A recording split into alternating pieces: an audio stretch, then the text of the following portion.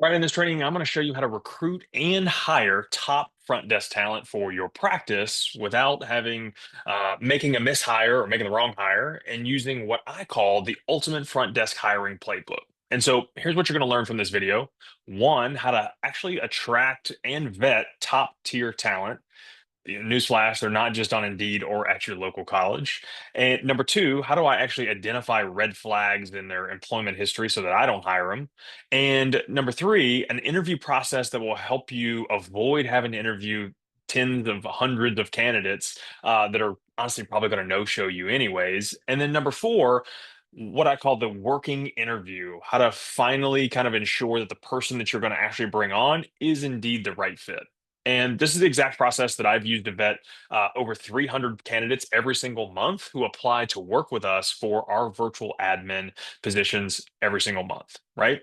So we're going to dive into this here. This story is, this topic is super important to me because we do this at scale and we work with a lot of other practice owners who unfortunately make a lot of mishires, and I've done this as well. And folks who just honestly, it's a hard position to fill. The front desk is it's a tends to be a high turnover position. It's obviously not the highest paid position either. And so, how do I actually find somebody who wants to stick around for just a couple of months? And how do I actually, so many of you guys have stories where you've hired somebody and they got in working with you over the course of a couple weeks and ultimately they just didn't pan out. And this is exactly what has happened in my practice as well. The very first admin that I ever hired, my like recruiting process was like non-existent. I think I had two people in my mind of some people that were past patients. I was like, you know what? I'm going to shoot them an email, and we'll see if maybe they're interested in it. And one girl's like, I think I kind of am interested, and we brought her on. Right? We literally didn't do an interview process, and it worked out in the short term. But ultimately, come 8 to 12 months after the fact, as we grew a little bit, we just didn't set expectations.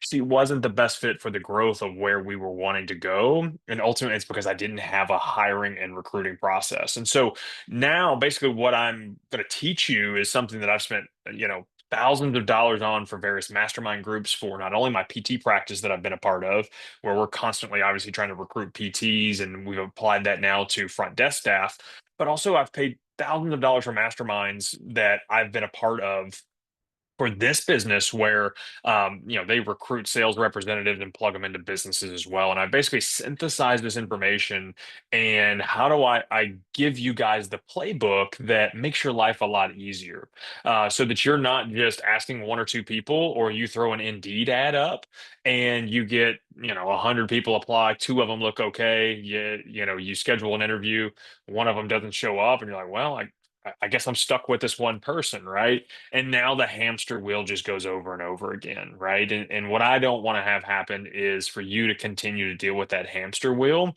And I want to share with you what we're doing at scale and at a high level. Because again, like I mentioned, we've got three or 400 people that apply to work with us every single month for our virtual admin side of the business, where we basically will plug in a US based admin into your practice, and they're going to handle all of your admin tasks, especially sales calls, if you're a cash practice. And it's a hard position to fill and teach, but because we've done it at scale, like I don't have time to do 400 interviews in a given month. Like that's ridiculous, right? I don't have time to do 100 interviews in a month. And so what I want, my wife Tana helps me with a lot of this stuff where we've got a process to actually vet and, not only attract, but vet these people before they show up for an interview with me. And that's what I want to share with you today. So the first step is, how do I actually attract and vet top tier talent to come in? And the key to that is casting. Recruiting is much like finding new patients, where when you go to find new patients, there's typically not one channel that is going to just give you all your patients, or if it is, you may want to be careful and try to diversify that. But when you think about finding patients, it's like I'm going to do paid advertising, I'm going to do local, like grassroots kind of marketing with some other people that may have my people, like in our practices, gyms. Maybe you're going to reach out to some other like non-operative sports med docs if you're in the PT world, right? Or Chiro world. Like networking with other professionals is another great way to do it. And again, we have a large batch. We spend some money on SEO. We have a large way of gathering patients. I want the same thing to be the case for finding front desk talent. I want to put some advertising up, maybe use Indeed or some other local job board that's great for you. We still find candidates on Indeed and they can be great. You just have to have a traction and a vetting process. Maybe you want to use your email list. You want to talk to literally every single one of your current patients. You make a social media post, honestly, local Facebook groups of somebody in your niche. Like if you work with, mostly postpartum moms, hey, there's a lot of postpartum moms group out there, people looking for jobs. Again, be careful of one that only kind of wants some part-time work though, because they may not ultimately pan out. But again, I'm going to cast a very, very wide net at that point so that I can have the right talent. But yeah, I'm not settling for a small talent pool. But if you only throw an Indeed ad up, which is what a lot of you guys do, you're only focused on one subset of the market, and that's people who are actually looking for a job. Versus, hey, if you post it out to your email list, now one of your past patients may have a sister or a niece or somebody else in their family that may be a perfect fit for your practice, and they can blast that out to them, right? Or the local Facebook group, the same thing may happen. Hey, I don't need a job, but I know somebody else that does. And now you are putting the position in front of all sorts of people. Like the admin that I have now, like she wasn't technically looking for a job, but we reached out to her. And, again, we sent an email out to our email list and somebody nominated her and we reached out to her and she's like, yeah, honestly, that sounds like a great job. And she left her job to come work with us. She wasn't looking for a job, but we had the right work environment for her. And that's exactly what you want to do when it comes to looking to attract the front desk talent that you actually have going on here, right? Now, don't just settle for the small pool that you have. If you're in an area where it's hard to find good quality talent, maybe you're super rural, or maybe you're in I don't know, a very densely populated area and people don't want to commute in. I don't know what your practice looks like, but again, you want to have a process to cast the widest net possible. Now, a word to you practice owners who maybe are a little bit bigger and you have multiple front desk staff. If you've got several front desk staff, then what I would utilize is what I call an evergreen hiring tool, where you are constantly looking for front desk staff. Now, if you deal with turnover, that's especially something. Now, you probably want to go back and clean up some other processes in your practice, but if you have two, three, four front desk staff, like you want to have a pool of applicants sitting aside at all times that you can reach out to if you need to fill a position or if you promote somebody or somebody leaves. Now, this is exactly what I do on the side of recruiting providers, where I have an ad up at all times for finding a local provider, another PT to step foot into our practice. And the reason that we do that is because I'm not actually actively hiring, but in about 6 months, we're going to be looking to hire. And I want to be able to reach back out to those people and actually have a conversation with them when I want to hire. And now I'm playing offense as opposed to freaking out, which is what a lot of you guys do at the front desk is you freak out when somebody leaves. And now you have to scramble to run through an interview process. And many of you skimp the interview process. And now you get somebody that's in the seat that didn't belong, and now you're dealing with a turnover train over and over again. And so if you've got more than one front desk, this may be somebody that you actually want to, this may be a technique that you actually want to employ. And if you want our evergreen hiring guide, all you have to do is join in our school community. I will link that below. That's literally everything I know about the front desk and how to ultimately get good quality talent at the front desk and how to ultimately train them to be rock stars for you. So definitely encourage you to jump into that. Okay, so that's how we attract good quality talent. We cast a very wide net. Now, the next thing that I want to be able to do is I need to be able to identify red flags so that I start to vet and kind of weed some of these people out. Now, what are some of these red flags that I tend to look at and see when I'm looking to attract talent? The first big one is, and this is something Tana handles for the applicants for us, is what does their employment history look like? Do I have large gaps? Has somebody jumped around? They've got 4 jobs in the last 4 years. It's like, this is somebody who I need to be asking the right questions. Maybe they got a great personality, but I need to be hesitant to bring them on if they've jumped, and I need to ask a lot of questions regarding that. The other big one, especially for the front desk, if these people are actually taking phone calls or they're doing something that is client facing, what I'll do, especially on a phone interview, is I will like close my eyes and just listen to what this person sounds like, or I'll go back and listen to a recording if it's by Zoom, and I listen to what their tone is. Is it very one dimensional? Is it can they emote up and down, and do they seem empathetic in some capacity? And those are all like this really warm personality. Like that's such a big thing for the front desk, is just to have somebody who has that empathetic, warm, inviting spirit on the phone. And that's almost a deal breaker for me as I'm talking to somebody. And I'll talk about a tool that I use here in a second when I'm vetting these people and my interview process of how to actually make sure that I'm not going to bring somebody on that maybe is one dimensional, maybe one tone, right? So employment jumps, they've got, their tonality just isn't there. The other big one is they can't follow instructions, right? Meaning, I may ask a question and they kind of beat around that question a little bit, or, I asked them to, bring a resume and they didn't bring one, right? Like those are just like little things where, and I'll talk about my hiring process too, where we need to have something that kind of tests their ability to follow directions, and many of them struggle to actually do that. So those are some red flags I tend to pick up on. Tonality, warm, inviting spirit is almost the biggest one for me, and inability to follow directions. And then lastly, somebody who can't really multitask super well. The front desk is a hot mess, right? You got somebody calling on the phone, you got typing, you got to be typing up notes, you got to get people scheduled, and oh yeah, another phone call's coming in. It's like, whoa, this is kind of chaotic, right? It's a little bit of a problem, and something that we absolutely want to make sure that we're attracting somebody who actually does have the ability to multitask. So now I'm going to walk you through my interview process. So we've attracted the talent, right? We've casted a super duper wide net. If you've got multiple front desk staff, you maybe want to be in an evergreen hiring process. Identify some red flags, and then now I want to deploy a multi-step interview process so that I can weed out multiple candidates as opposed to trying to interview every single person one-on-one. Because what a lot of you guys do is you'll literally take 2 or 3 days off.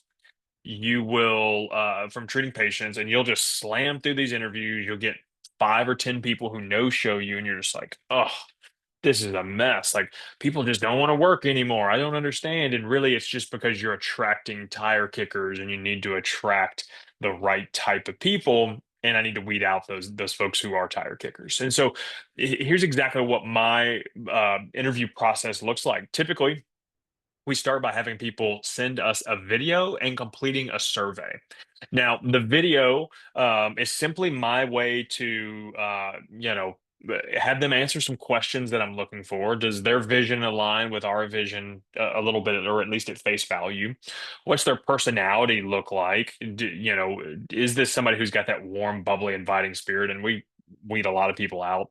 The other big piece is there's a little bit of an embedded test here, and in order to to actually send a video by email, it typically has to be over. I tell them 3 to 5 minute long video. This is them following directions. Can they do that? And then the other test is in order to actually embed that video, they typically have to take a second step because the file is going to be too big. And so I want to see someone's ability to problem solve a little bit, right? Now, from there, I also have them submit a survey. Hey, are they just following the directions, right? Part of that survey is it tells them to send me a resume. And that again, it's them following directions. Does their vision actually line up? and I want high levels of friction. The higher level of friction, you're only going to attract actually good quality people at that point, as opposed to if you just threw an Indeed ad up and they're clicking a button apply, you're going to get this massive wide net of people. And I want to cast a wide net, but I need to cut these people down as opposed to just inviting everybody with a resume, a pulse, and a job history of being a front desk. That's not what you want in the business. So that's the first cut. We cut a lot of people from that. The next thing that I actually do is a group interview. Now, I'm going to get some pushback from this and probably going to get some messages on this where I don't like to do a group interview. Group interviews are weird. Like, I don't understand. I mean, we do 2 group interviews a month and have for years at this point. And honestly, I thought it was a little weird when I first started doing it too, but honestly, I love a group interview now. I don't know what it is about a group interview, but it allows me to just get some better information from people, how they interact with folks, um, people's just general etiquette, their ability to use a computer and mute and unmute themselves. Did they actually show up presentable, or were they on their phone, like moving around or driving in their car? Whatever the case may be, the group interview, and I ask everybody the same questions.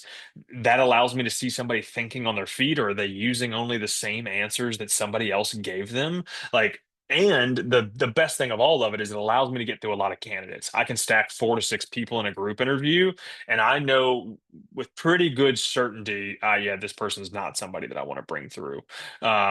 For whatever reason, a group interview just really brings that out versus I've had some people look pretty good on a video. Their survey looks good. They follow directions. They showed up to the group interview, and I'm like, man, this person's just not it, right? They just don't have the ability to think and get where they want to go. So from there, I'll kick the group interview. I'll kind of weed it down. I almost always, if I'm on the fence of somebody for some reason, I will probably bring them in for a one-on-one interview. But once I'm at the one-on-one interview, it's got to be a hell yes or a hell no at that point, right? So then I'm going to do a one-on-one interview with them, where I'm just trying to get to know them a little bit more in depth. Does what we're actually bringing somebody on for actually align with their long-term vision, or is this somebody who's going to be gone in 3 to 6 months, right? I go over some expectations of the job. Hey, here's what it is. Here's the good things about our job that we really love. Here's some things that are kind of hard, right? And I kind of poke them a little bit, especially if they had a job history of hopping around, or I kind of poke into them a little bit about things that I may see on their resume. And it's my opportunity to see how they handle pressure, and my opportunity to see, do they fit with our culture and ultimately what we're looking for as well, right? The one-on-one interview, make sure you have a solid set of questions moving into it. I almost always ask somebody, especially for the front desk, hey, what was your first job, and what challenges have you had in your life? I like people who've had challenges, because it shows a little bit of resilience, a little bit of resolve, as opposed to somebody who's never really had any challenges. Their first job was when they were like 24, and they have an employment history of hopping around. It's like, this person may not be the best fit for us, and they're probably going to hop around on us too. Now, asking questions, have a solid set of questions, and maybe the more that you do this, you'll be able to build out the library of these things a little bit.